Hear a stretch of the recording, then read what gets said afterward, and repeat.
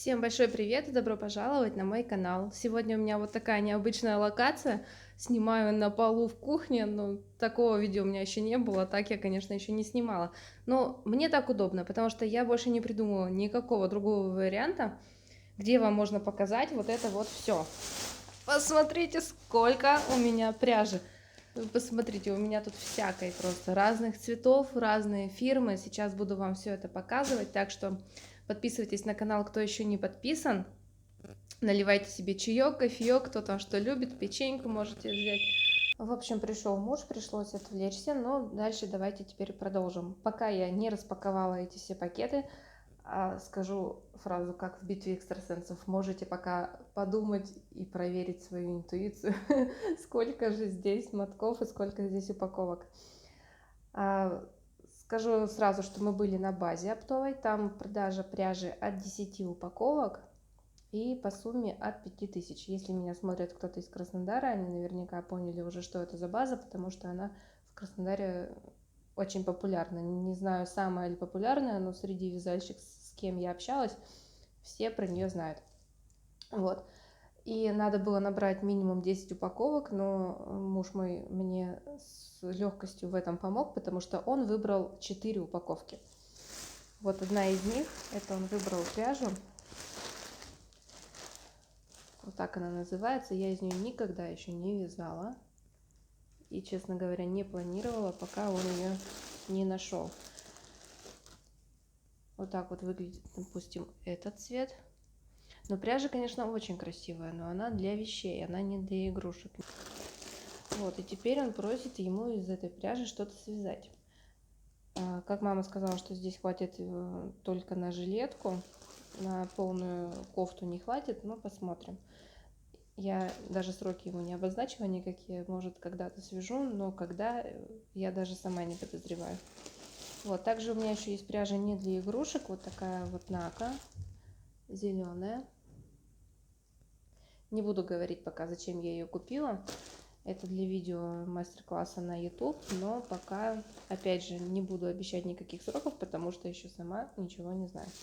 Может, вообще у меня руки до нее не дойдут, так и пролежит, и в итоге свяжу что-нибудь другое.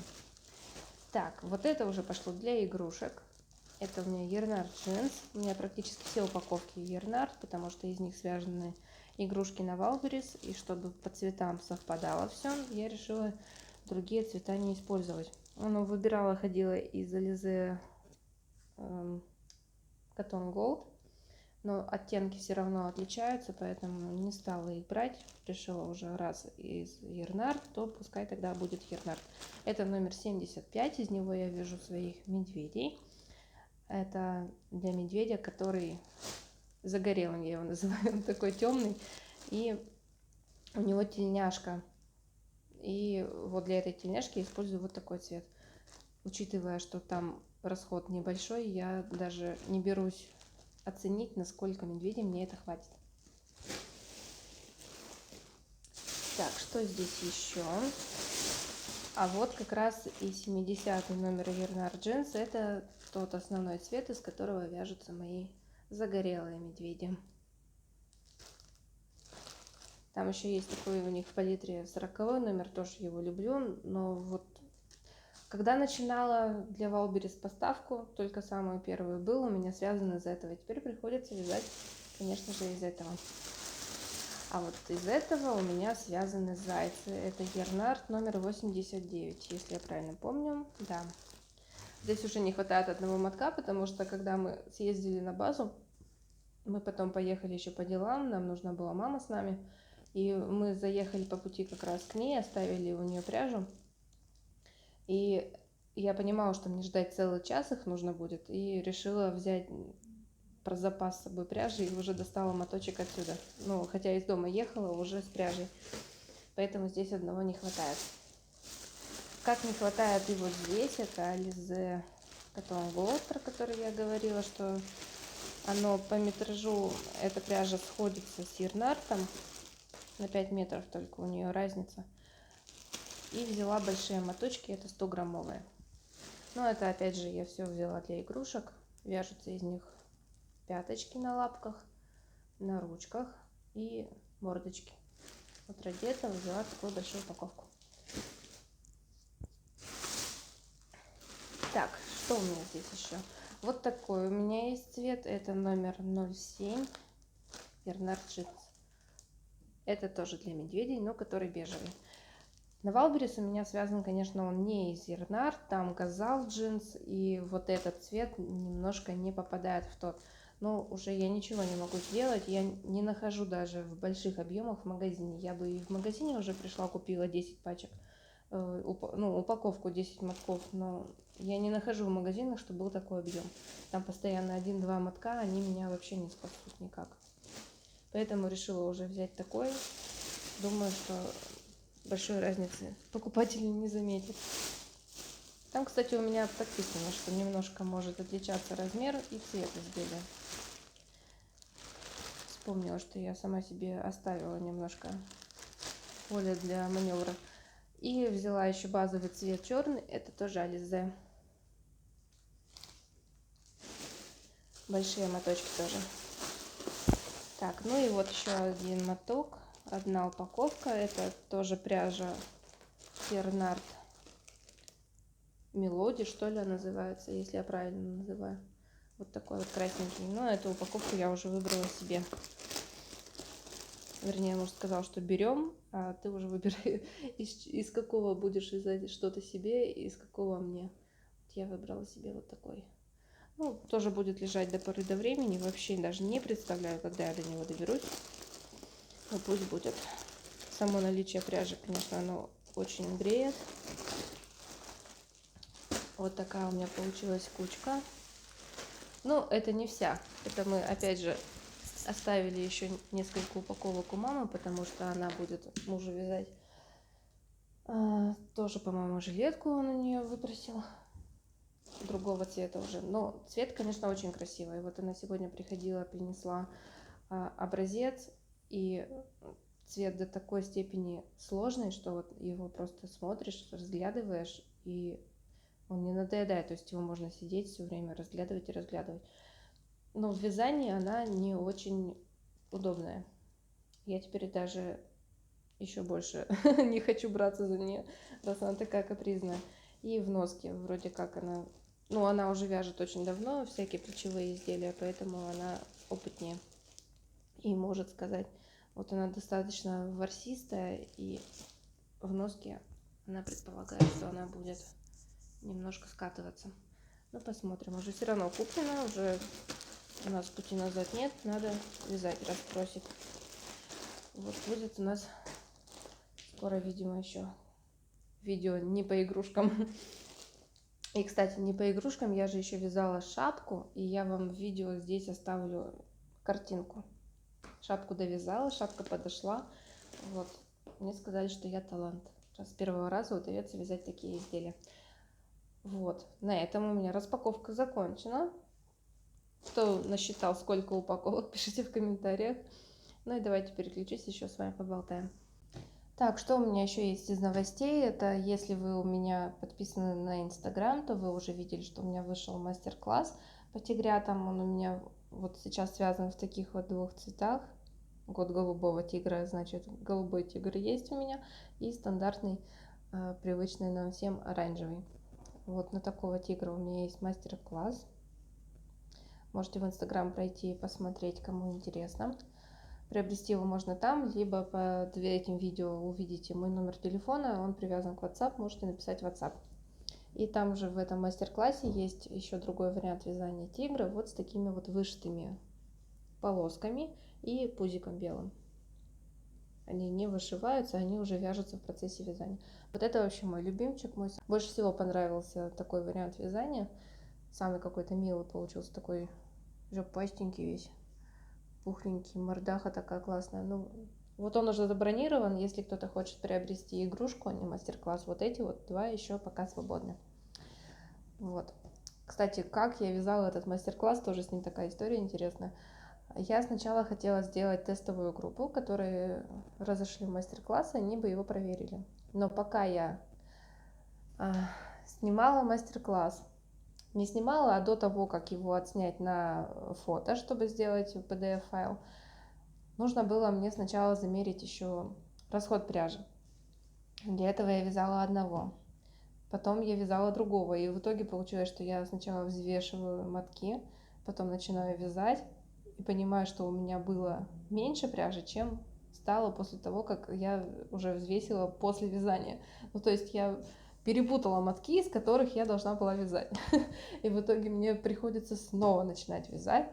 Ну, в общем, смысл в том, что пока я навязывала несколько вариантов этих тигров, я эту схему свою уже обкатала несколько раз и проверила, все там было хорошо. Были петли смещения, потому что когда я вязала, еще вот только вот это вот самый первый вариант, я довязала до головы, и когда начала вязать голову, она мне не понравилась. И я ее уже закрыла полностью, все узлы завязала, нитки везде спрятала, то есть найти место, где можно распустить, и конец ниточки уже было не найти.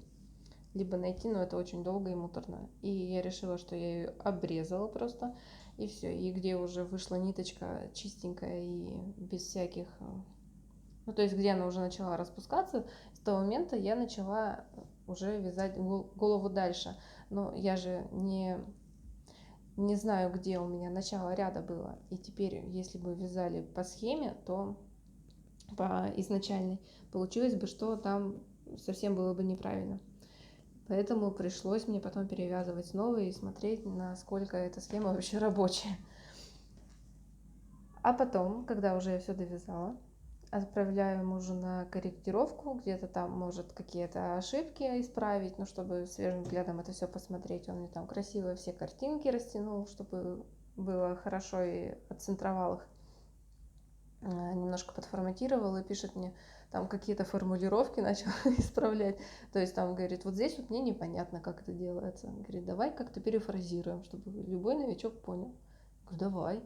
Вот, и мы там с ним меняли так, чтобы прям было очень понятно, чтобы не придерешься просто, то есть там никакого двойного смысла, чтобы не было. И потом пишет, вот у тебя здесь в скобочках написано, там, допустим, 4 столбика и прибавка, умноженная на 6. И там, допустим, 5 и прибавка, умноженная на 6, да, кто видел схемы, кто не просто по видео, не только по видео вяжет, схематически так обозначаются ряды. И пишет, говорит, у тебя здесь умноженное на 9, наверное, это неправильно. Говорит, везде на 6, а тут на 9. То есть там вот, и причем в таком месте, где там просто вяжем тело, то есть нет картинок особо, ничего, там одни и те же выполняем действия, просто меняем количество столбиков. То есть там вот такая вот портянка голого текста, какие-то обозначения, и он там нашел вот эту опечатку. Я даже немножко говорю, ты лучше любой мастерицы, которая тестирует мастер-класс. Ты даже не вязав, успеваешь еще умудряешься найти ошибки в схеме. То, что и требуется от тестировщиков.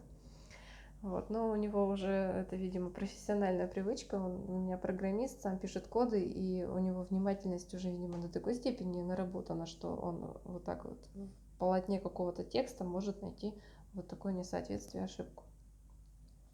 Вот, так что муж у меня еще принимал активное участие в создании этого мастер-класса. Можно сказать, что это совместное детище. Вот, а еще я связала еще одного тигренка, но по нему мастер-класс еще не выпустила. Ну, я планировала по нему сделать мастер-класс на ютубе, безоплатный. Вот, ну, он, конечно, какой-то, не знаю, что с ним не так. Наверное, вот эти вот усы на морде меня пока смущают. И я не знаю, надо ли по нему снимать мастер-класс. Ну, или если буду, то в любом случае еще по ходу буду исправлять схему, потому что что-то мне в нем не нравится. Обычно у меня все игрушки такие какие-то, мне говорят, они милые, добрые, взгляд такой, ну, такой злой, серьезный такой. Ну, не знаю. Но вообще, кто видел, говорят, что хорошенький. Ну, я думаю, что мастер-класс сниму все-таки по нему, но уже с корректировочками будет немножко другая игрушка, видоизмененная. Что хотела рассказать. Я планирую вместе со своим мастер-классом продавать наборы для вязания. То есть вы получаете коробку, в которой будет распечатанный мастер-класс, причем цветной, где видно все картинки. Ну, то есть вот он полностью, как в электронном виде, так будет у вас уже напечатанный, готовый. И где будет полностью необходимые материалы, пряжа, маркер для вязания, крючок. То есть все, что вам может понадобиться, оно уже будет в этом наборе. И чем это интересно, то, что вам не нужно ходить куда-то по магазинам, искать нужную пряжу. Причем сейчас оранжевого нет, это будет вот в таком вот голубой вариант пока что, пока не появится рыжая пряжа в магазинах. И вы получаете, то есть полностью весь набор, который вам будет необходим. Вам совершенно не нужно будет ничего докупать. И чем это еще интересно, если у вас кто-то есть знакомые или родственники, там какие-то друзья, кто вяжет, кто вообще увлекается этим, вы, находясь в своем городе, можете заказать доставку к ним, и я отправлю им уже, и там уже с вами обговорим некоторые нюансы, то есть какую открытку положить, какая упаковка должна быть. Ну, в общем, это уже мелочи, это мы с вами индивидуально будем решать. Поэтому, кому интересно, кому актуально, пишите мне или в директ, или под описанием. В описании под этим видео будет ссылка на мой WhatsApp. Пишите туда, мы там с вами все это обсудим. Вот такие новости у меня накопились за последнее время, но, конечно, их гораздо больше. Это те, которые я хотя бы помню сейчас и смогла вам рассказать. Подписывайтесь на канал, если еще не подписаны, ставьте лайк этому видео, мне будет очень приятно. Ну а я благодарю вас за просмотр. До скорой встречи в следующих роликах и пока-пока.